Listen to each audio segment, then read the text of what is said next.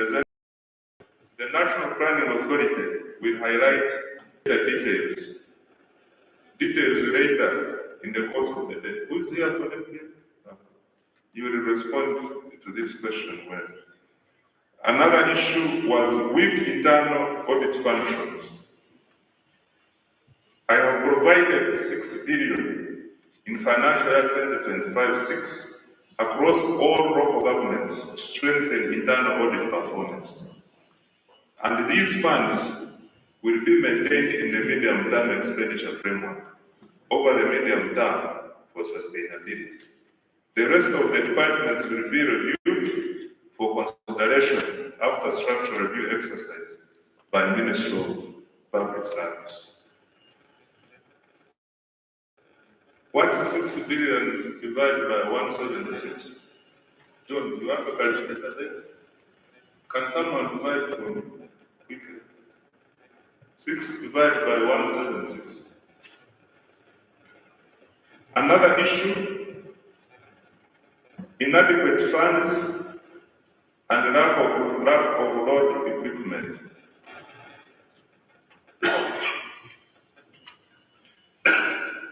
The allocation of 1 billion per district was a cabinet directive, and the Ministry of Works and Transport has taken this up and has made a proposal to cabinet for consideration of the grant allocation formula, and the position will be communicated once this process is completed.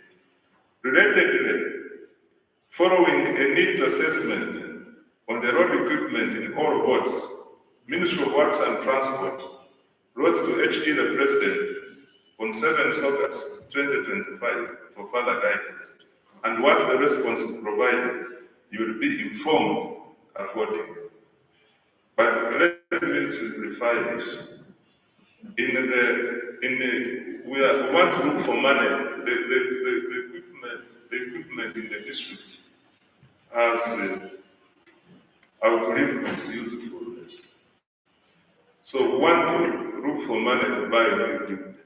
We have already discussed with HE. As we finalize this budget, this is one of the priorities which we shall deal with. Even in the manifesto, it's going to come as a manifesto commitment. So another issue was shortfall for ex-gratia for councillors' allowances. To address this, we provided 7.305 billion in financial year 2024-5 for arrears, and the resource was carried forward in financial year 2025-2026 budget. Additional resources amounting to 19.2 billion has been provided in financial year 2025-6, bringing the total allocation for ex-gratia to 53.12 billion. However, the challenge is that some accounting officers still do not pay these bidders even when funds have been provided. This is not acceptable, and my ministry will take serious measures to deal with such cases. Another issue was on, I'm waiting for my 34 million. 34 million. 34 million per district has been provided to internal audit department. Do you have internal auditors there? Do you have this money? You come here. Name and whether you have this money, whether I've seen it.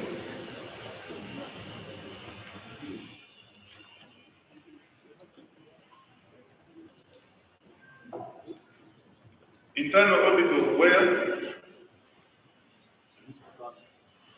You come. You know, the problem we have with local government, you people, you don't read, you just come for a meeting when you are not prepared. You can say, do you have internal auditor here? Yes. No one can confidently come here and tell me whether he has fast tracked or not. What is the name? My name is Kamari. Kamara. Kamari, Kamari, yes. Sina Mr. Council. So, Mr. Council. Thank you, Mr. Minister. My department is not modestly 8 million per quarter. 8 what? 8 million. How many voters? There are 4 voters. So 8 times 4. Is it a product? So 8 times 4?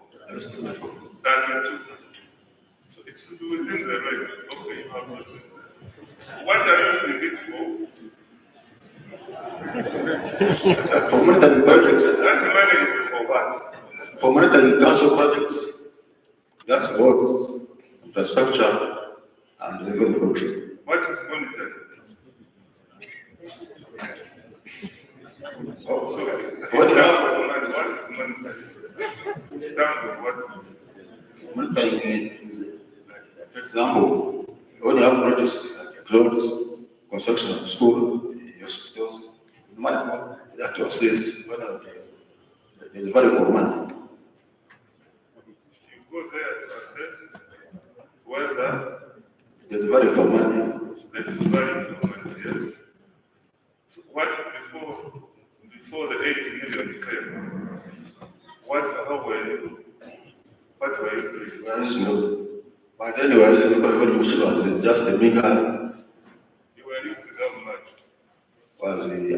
By then I was to 1 million per quarter.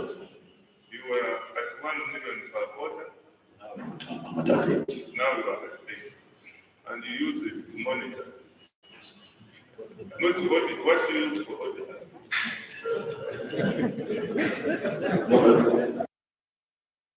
Make up of that 8 million so that I make proper audit for the whole quarter. Of every quarter, I make up of that so that every quarter is going to do this every quarter. So. Well, are you part of the group I elected at Calling Hotel? No, sir. In Mbon? No. No. Are you a qualified auditor? Yes, sir. What is your CPN number? 2046. 2046. 2046. Also, Mr. Keep us in. Thank you very much.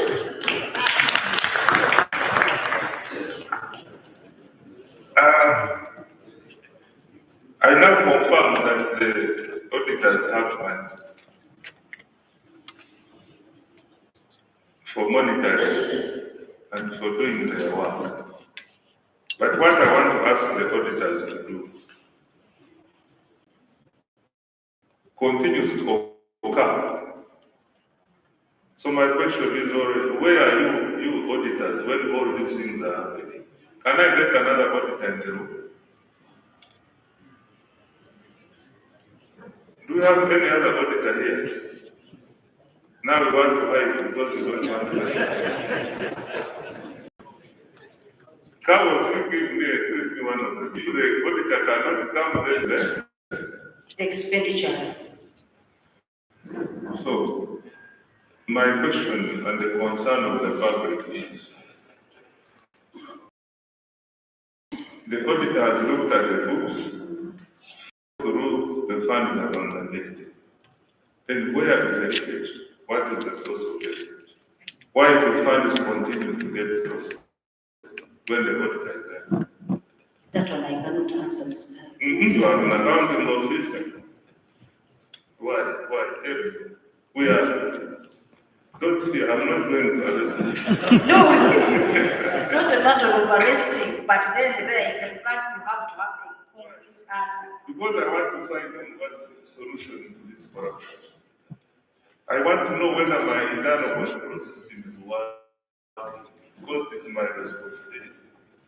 I am the custodian of all the funds of government. So I'm asking you, I'm not just asking, I am fact-finding mission. Yes, sir. I've not just come from Kampala to see you and feel happy that I've seen you. I've come to work.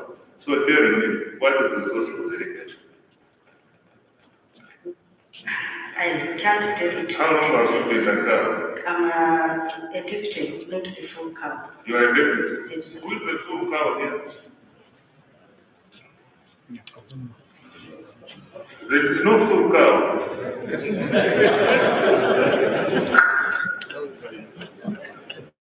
Do we have the full cow? Yeah. Yeah. Ruchika cow, you come here. Ruchika, the cow of Ruchika. You come.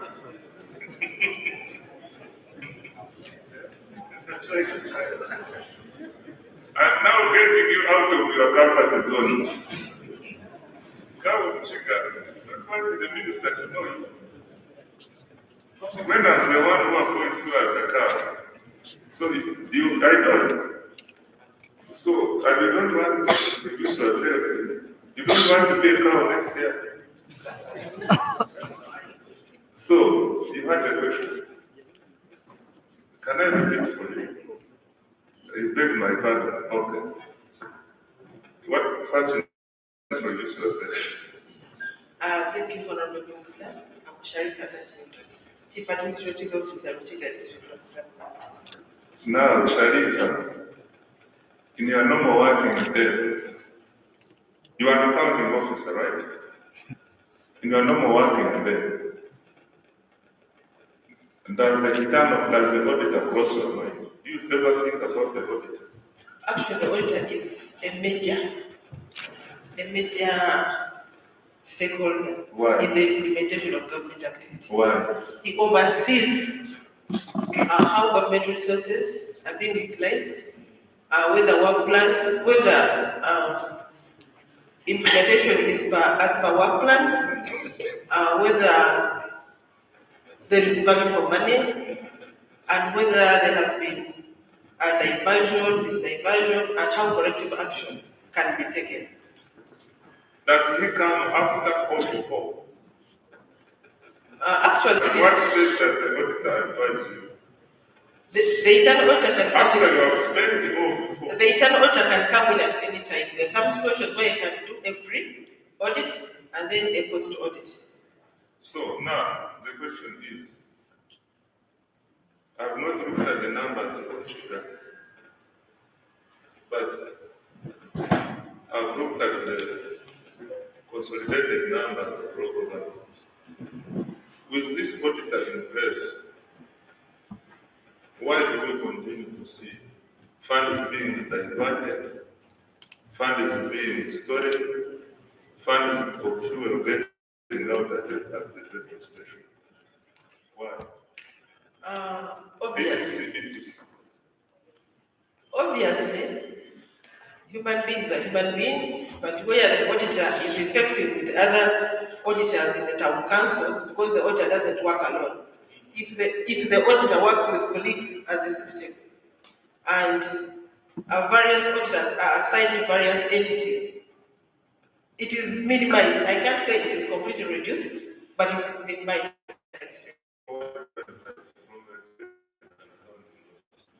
Support of the accounting,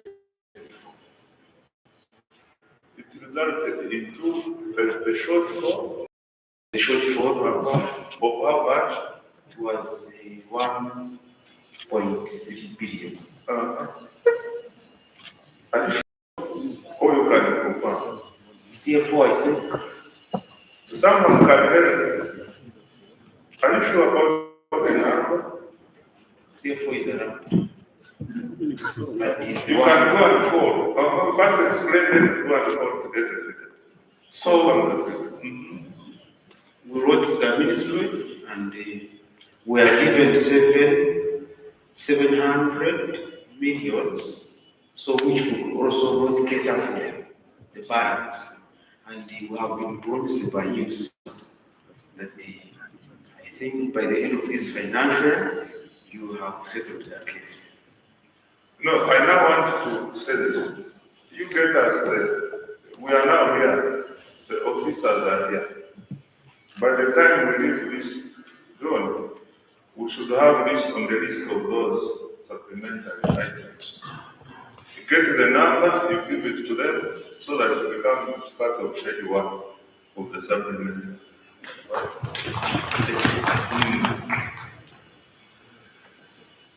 That one has been 2 years. We have taken 2 years.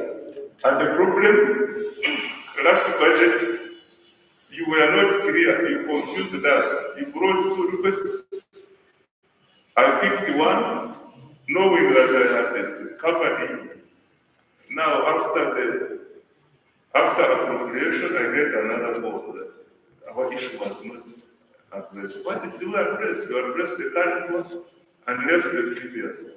So, John, please let's capture. I don't want to answer this question again.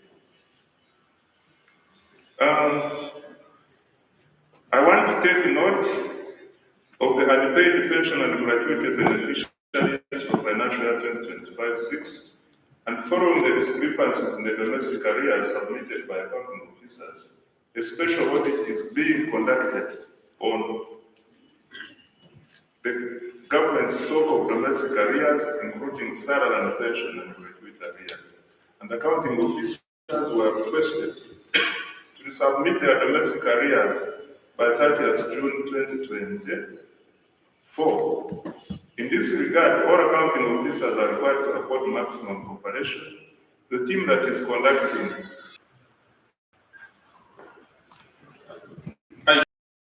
show that to is you. the number ready?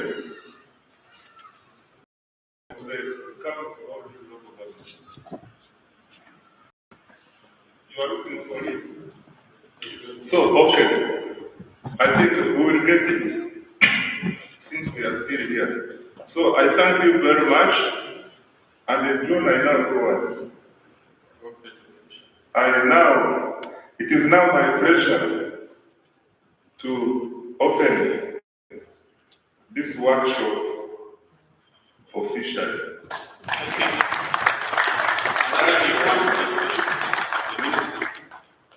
Thank you, Honorable Minister. I request that you chair this session. Okay. Thank you, Honorable Minister, for accepting also our request that you share this morning session and just confirm it is available after lunchtime. So as per the program, Honorable Minister, we received the presentation, but the members are expected to raise any other issues or comments they have. But before that, I request that maybe we hear from the representative of all local government. They have a paper which captured most of the issues. I think they will be the same as what they are going to present now. If we can first listen to the representative of all the local governments here, then after that we'll discuss and raise more issues that she has not captured. If whatever this is acceptable, allow me to request the presenter, that is cover the district, on behalf of all other local governments here to come and make a presentation.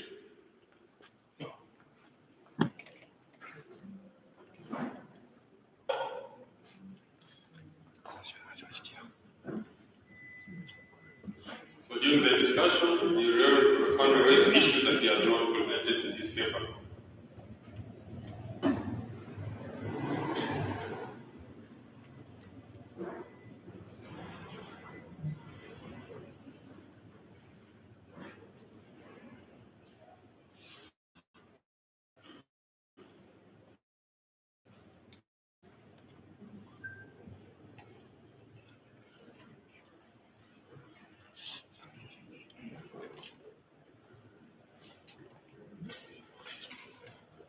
Thank you.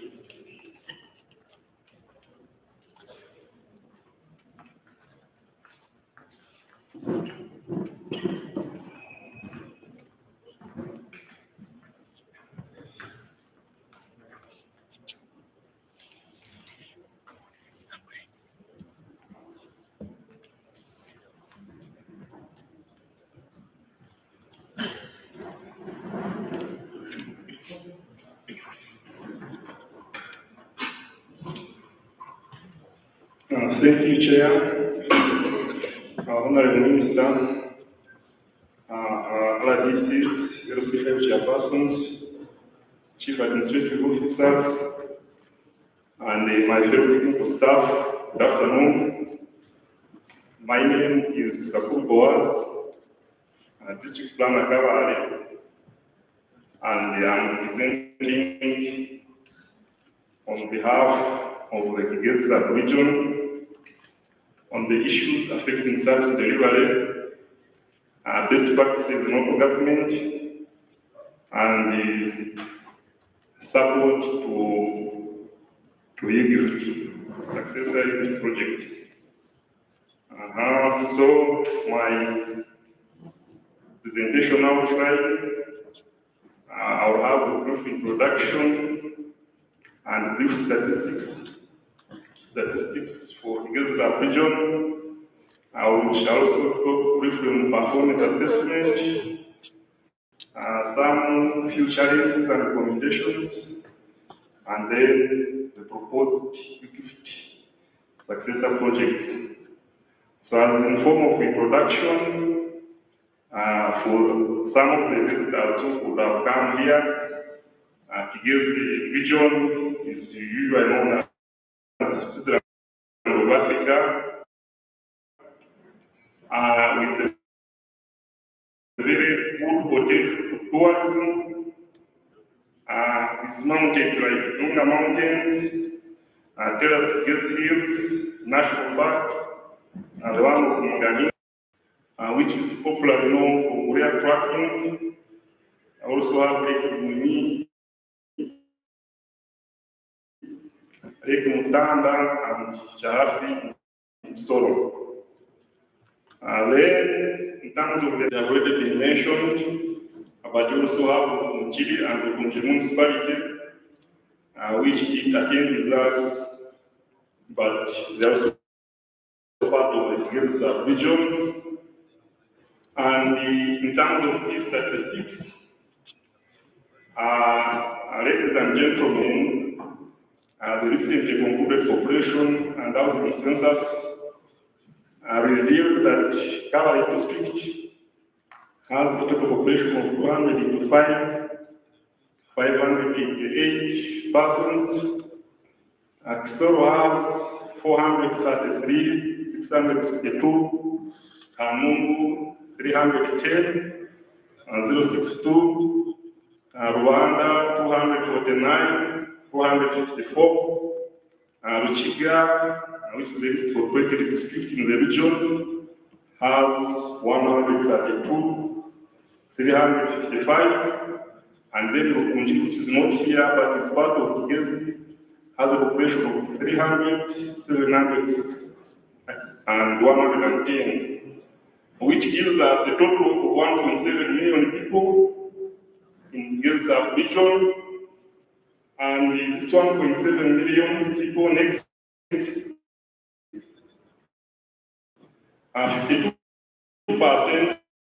are females, and the total population constitutes 3.7% of the total country.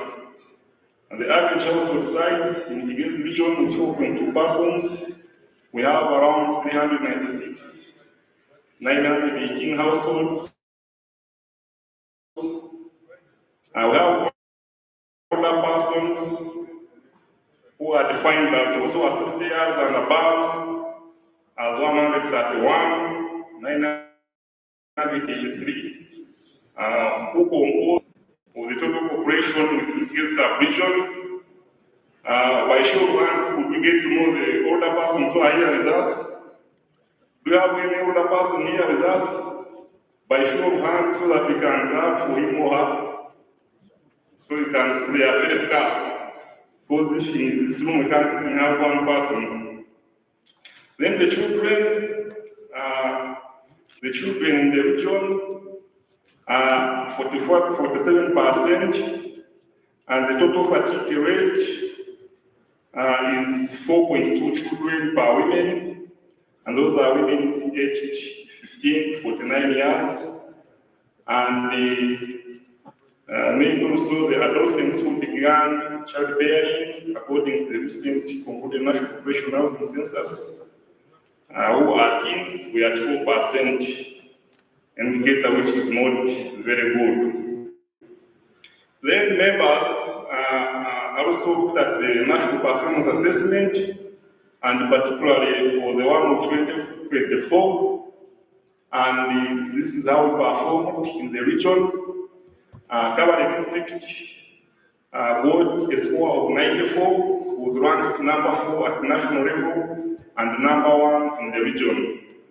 Kabale municipality got a score of 74, and at national level they matched in the 40th position, and they are the 9th.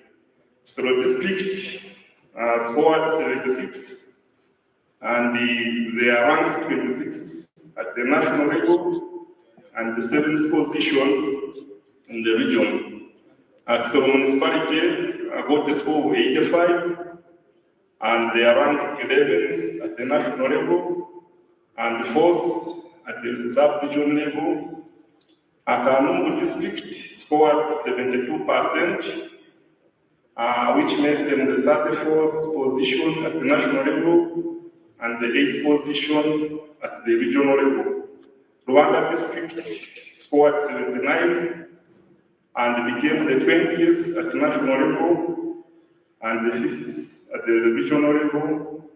Ruchiga district scored 82%, which made them come into the 15th position and the 5th position. Rukunji district scored 88%, that gave them the 8th position at national level and the 3rd position at the regional level. And then Rukunji municipality scored 92, then in the region.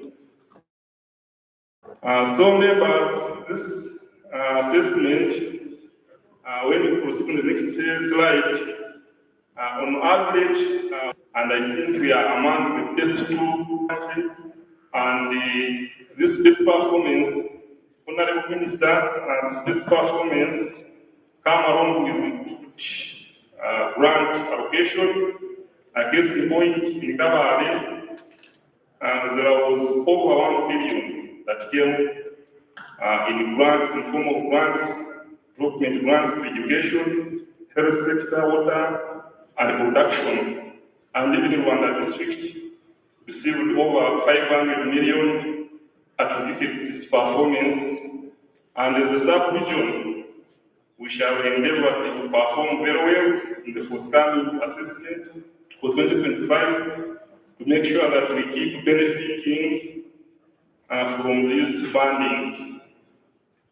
And the common issues affecting service delivery, which usually are cross-cutting in nature. One of them, Honorable Minister, is non-use of development grants in anticipated quarters, and particularly the development grant, and this has become continuous for the last 3-5 years.